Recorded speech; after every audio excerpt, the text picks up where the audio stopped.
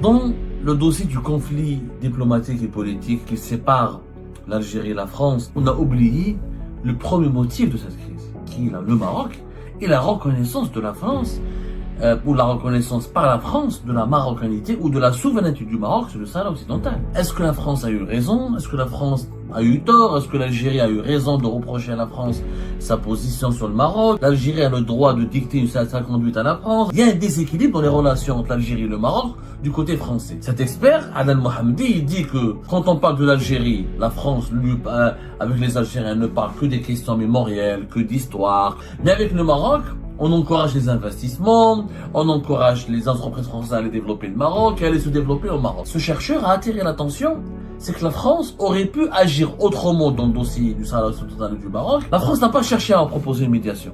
Elle n'a pas cherché à proposer des solutions. Elle prend le parti du Maroc.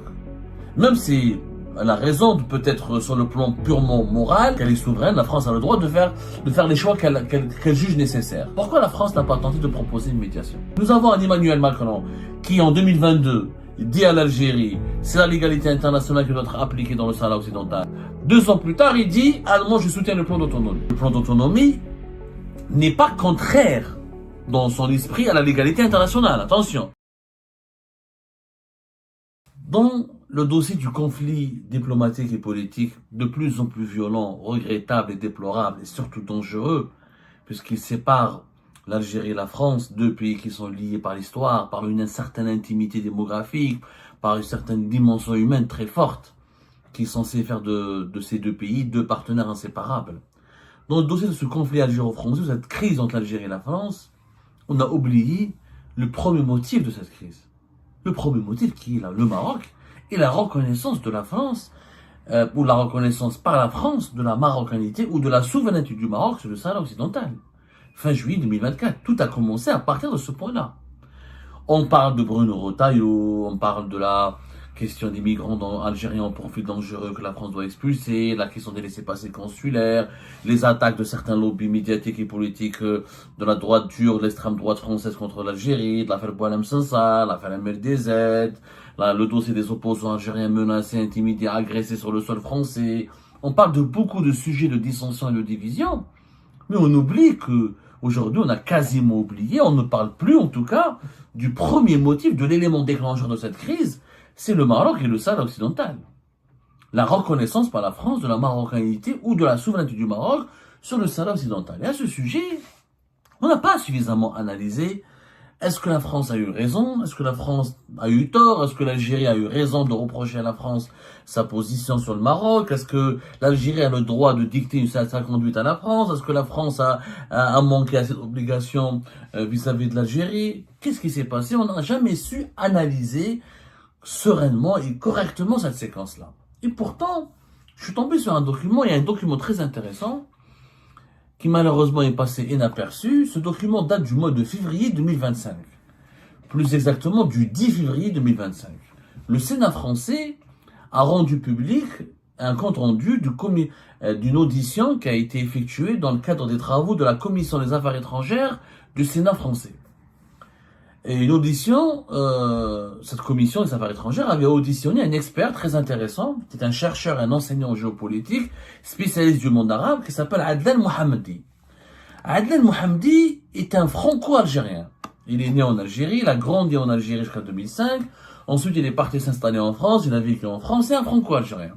Il est chercheur en géopolitique, il est auteur sur une thèse de doctorat sur la politique arabe de la Russie post-soviétique.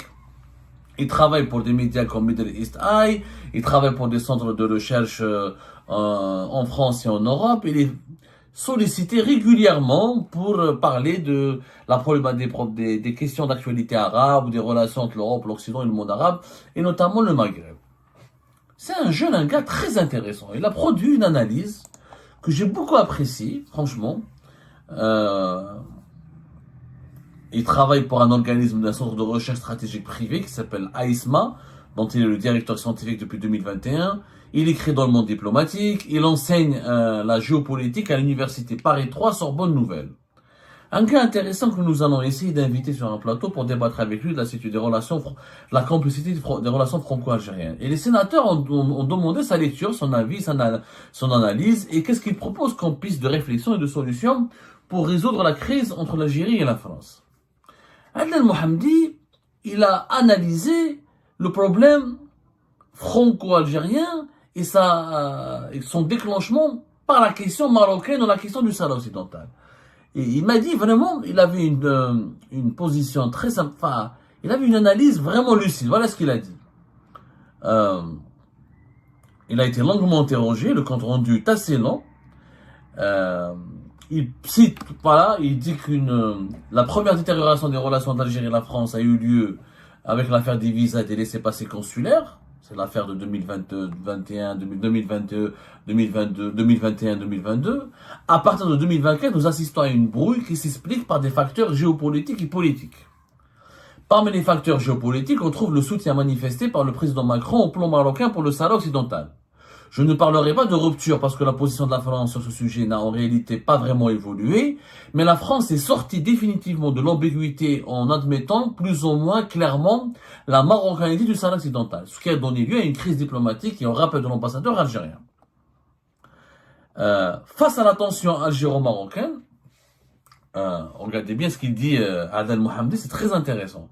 Au-delà de la déclaration sur le Sahara occidental, se répand l'idée dans la diplomatie française que les relations avec le Maroc sont forcément fluides, bonnes et simples, alors que celles avec l'Algérie seraient insurmontables et radicalement différentes. Cette vision me semble exagérée. Sur le plan économique, les relations avec le Maroc et l'Algérie sont très comparables. Sur le plan politique et sociologique, les deux pays se ressemblent. Face à la tension algéro-marocaine qui a atteint un niveau inédit, on aurait pu imaginer une médiation française. Or, à la place, on a eu ce qui a été considéré comme un parti pris. Les Algériens insistent sur les questions mémoriales et fleurissent ici là où les tombes des martyrs, bon ça c'est la guerre de libération nationale, on investit le champ économique avec le Maroc et on encourage les investissements de l'Algérie et de l'Agence française de développement. On ne peut ici que constater le déséquilibre. Il y a un déséquilibre dans les relations entre l'Algérie et le Maroc du côté français. Cet expert, Adel Mohamdi, il dit que quand on parle de l'Algérie, la France, avec les Algériens, ne parle que des questions mémorielles, que d'histoire, que de la guerre de libération, que de la guerre d'Algérie, que des gestes en faveur pour apaiser la mémoire. Mais avec le Maroc, on encourage les investissements, on encourage les entreprises françaises à aller développer le Maroc et à aller se développer au Maroc. Donc il y a un déséquilibre. Pour conclure, il a dit ce chercheur dans son audition, quand il a été auditionné par les sénateurs français, je dirais qu'on a malheureusement affaire dans les tensions franco-algériennes à un choc de deux vulnérabilités. Toute proportion gardée, les deux pays sont dans une situation plutôt vulnérable sur le plan tant de la politique intérieure que sur le plan extérieur. Moi, ce qui m'a intéressé, vraiment, ce chercheur a attiré l'attention, c'est que la France aurait pu agir autrement dans le dossier du Sahara occidental et du Maroc, et que sa reconnaissance de la marocanité du Sahara occidental, même si elle ne dit pas que le Maroc et que le Sahara occidental est marocain, elle reconnaît le plan d'autonomie. La France, contrairement aux États-Unis d'Amérique, comme l'Espagne, elle reconnaît le plan d'autonomie, l'autonomie marocaine. C'est qu'elle dit que le Sahara occidental ne peut pas être indépendant, ne sera jamais indépendant. Il faut qu'il fasse partie du Maroc dans le cadre du plan d'autonomie proposé par le Maroc. Alors que les États-Unis disent que le Sahara est marocain. C'est un peu moins fort que les États-Unis d'Amérique. Mais, au lieu d'adopter cette posture, est-ce que la France, comme le dit ce chercheur, n'aurait pas dû être elle-même le médiateur pour réconcilier l'Algérie et la France? Et moi, je suis tout à fait d'accord avec Adel Mohamdi. Cette crise a éclaté au mois de juillet 2024 parce que les Algériens, notamment les dirigeants algériens, l'Algérie a senti que la France a pris le parti du Maroc au détriment de l'Algérie. Que la France avantage toujours le Maroc et qu'il y a un déséquilibre dans les relations entre l'Algérie et la France et les relations entre l'Algérie la France et le Maroc et que la France préfère beaucoup le Maroc au point où elle n'a pas hésité à reconnaître la souveraineté du Maroc sur le Sahara occidental sans prendre le temps nécessaire de consulter l'Algérie, de négocier avec l'Algérie ou de proposer une solution de médiation entre l'Algérie et le Maroc pour que l'Algérie et le Maroc dépassent leurs tensions, les tensions qui ont éclaté de façon très violente et agressive depuis la rupture des relations diplomatiques entre le Maroc et l'Algérie fin août 2021. Donc, la France n'a pas cherché à proposer une médiation. Elle n'a pas cherché à proposer des solutions. Elle n'a pas cherché à apaiser des relations, alors qu'elle sait qu'elle a des relations spéciales avec le Maroc comme avec l'Algérie. Mais malgré ça, elle prend le parti du Maroc. Même si elle a raison, peut-être sur le plan purement moral, plutôt sur le plan purement politique, pas moral, sur le plan purement politique, elle est souveraine, la France a le droit de faire les choix qu'elle juge nécessaires. Mais vu qu'elle a une relation spéciale, qu'elle a une place particulière au Maghreb, et qu'elle a une histoire commune avec le Maghreb, une histoire douloureuse, et qu'avec l'Algérie surtout, elle a un lien d'intimité, et que au Maghreb, le Maghreb est déchiré par le conflit algéro-marocain. Pourquoi la France n'a pas tenté de proposer une médiation? Et pourquoi la France n'a pas tenté d'essayer de trouver une solution à ce dossier du Sahara occidental autrement que par un alignement systématique sur la position marocaine? Je m'explique. Ce que Adel Mohamedi ne dit pas, c'est que la crise algéro-française a pris une dimension très violente, a pris des proportions violentes, c'est parce que les dirigeants algériens ont estimé qu'Emmanuel Macron les a trahis. Parce qu'Emmanuel Macron, quand il est venu au mois d'août 2022 en Algérie, Emmanuel Macron a donné des engagements. Des engagements pour dire que la France ne va pas, que la France ne va pas trahir l'Algérie, ou la France va respecter la légalité internationale dans le dossier du Sahara occidental. La déclaration d'Alger, la fameuse déclaration d'Alger, dont nous avons parlé, qui a été signée par Abdelmajid Tebboune et Emmanuel Macron, elle explique clairement que les deux pays sont tenus par un dialogue mutuel sur les questions diplomatiques et sur les questions politiques. Et que l'Algérie et la France doivent se concerter et se consulter mutuellement quand il s'agit d'aborder une crise géopolitique majeure qui concerne les deux pays. La déclaration d'Alger pour un partenariat renouvelé, elle est disponible, elle est sur Internet. Vous pouvez aller la télécharger, c'est-à-dire elle n'est pas très compliquée. Le document fait 5 pages, elle a été signée le 27 août 2022 à Alger. Il y a normalement un cadre, un dialogue politique. Les deux pays ont créé une instance qui s'appelle le Haut Conseil de coopération, qui est censé se tenir chaque 2 ans, une fois à Alger, une fois à Paris. Et dans le cadre de ce Haut Conseil de coopération, il devait avoir les deux pays devaient discuter de tous les sujets sans tabou, de trouver des solutions communes et des positions qui arrangent les intérêts des deux pays. Donc la France elle a signé une déclaration d'un partenariat stratégique renouvelé avec l'Algérie, mais 2 ans plus tard, elle choisit de s'aligner sur le Maroc. Ce que Adel Mohamedi aurait pu dire aux sénateurs français, ce qui n'a pas été suffisamment dit. C'est pour ça que moi je dis, il y a une responsabilité française, notamment une responsabilité d'Emmanuel Macron dans l'aggravation de la crise entre l'Algérie et la France. C'est qu'il y a un autre document, et le document il est de 17 pages. Ce document, c'est le communiqué conjoint de la 5e session du comité intergouvernemental de haut niveau algéro-français qui s'est tenu à Alger le 9 et 10 octobre 2022.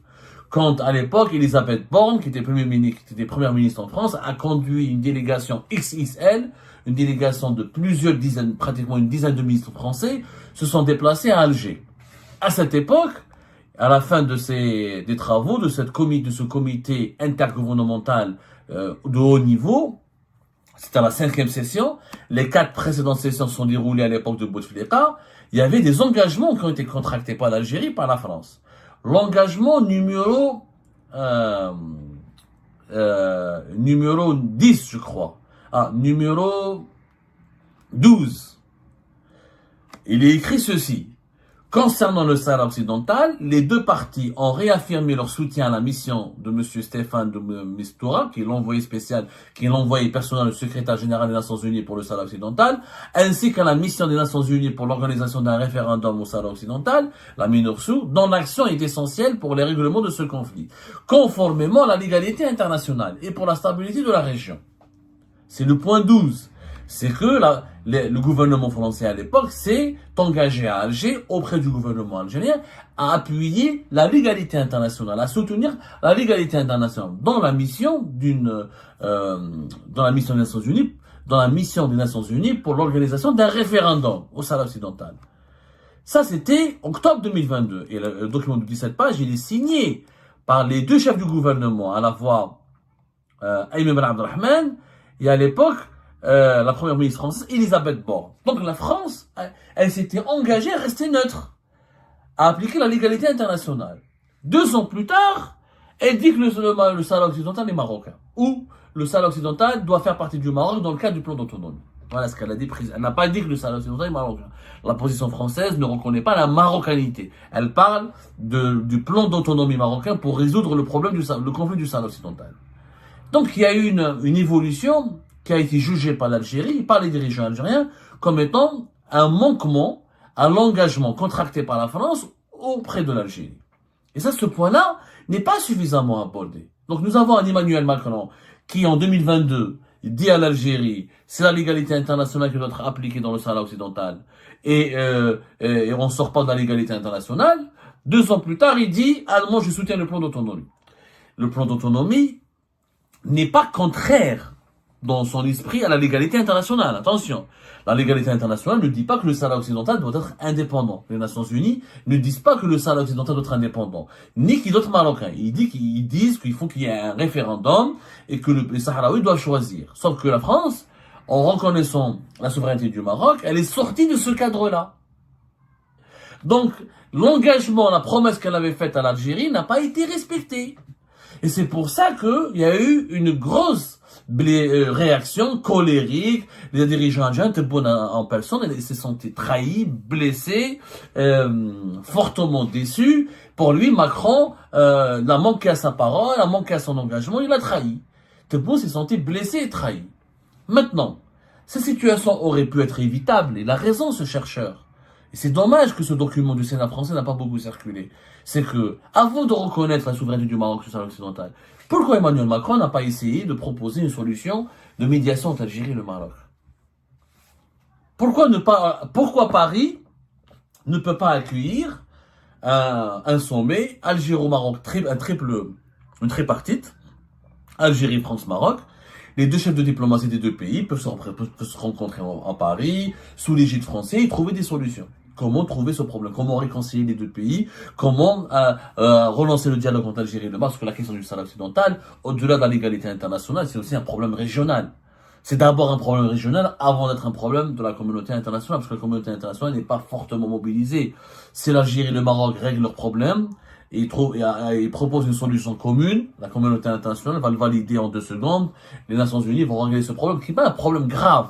C'est un petit pays, c'est une population de même pas 400 000 habitants, c'est un territoire qui a des attaches historiques avec le Maroc, c'est pas une question de colonisation. Un consensus peut rapidement être trouvé, c'est pas la Palestine, faut dire la vérité, la Sahara occidentale n'est pas la Palestine, c'est pas le Timor oriental, la guerre au Sahara occidental, elle est insignifiante, c'est vraiment de très faible intensité, ça n'a jamais été un conflit de très grande intensité, donc il peut être résolu facilement. Mais la France aurait pu parrainer une médiation, aurait pu trouver une solution.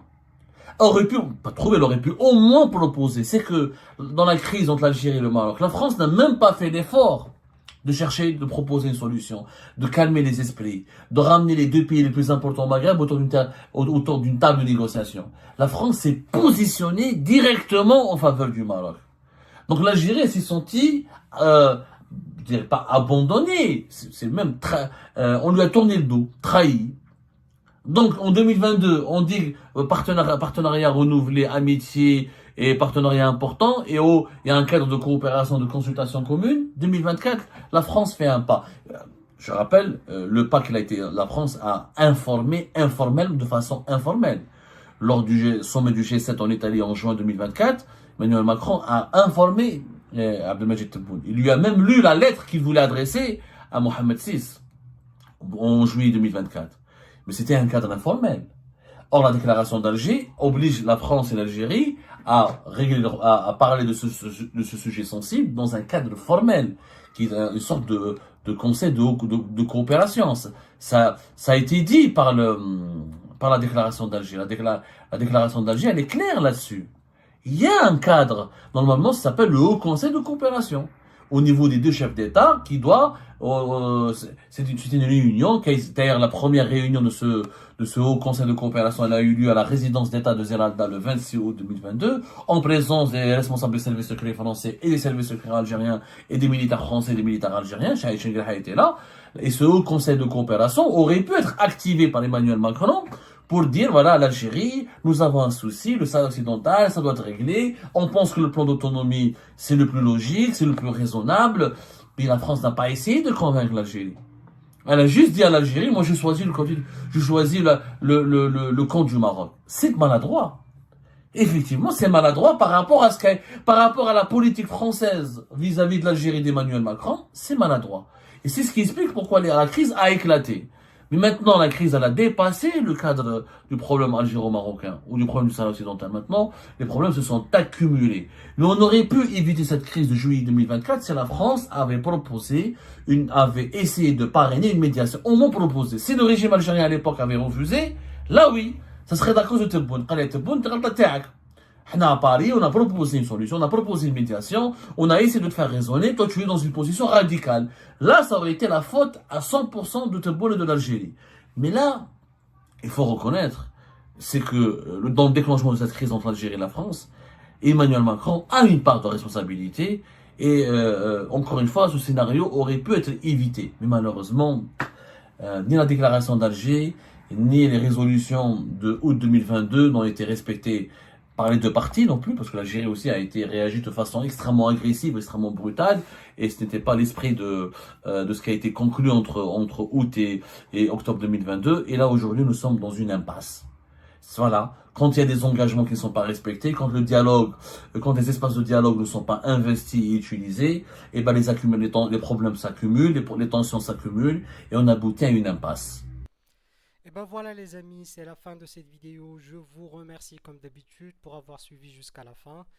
N'oubliez pas de nous laisser vos commentaires et vos réactions sur cette vidéo et de vous abonner à la chaîne si vous n'êtes pas encore abonné.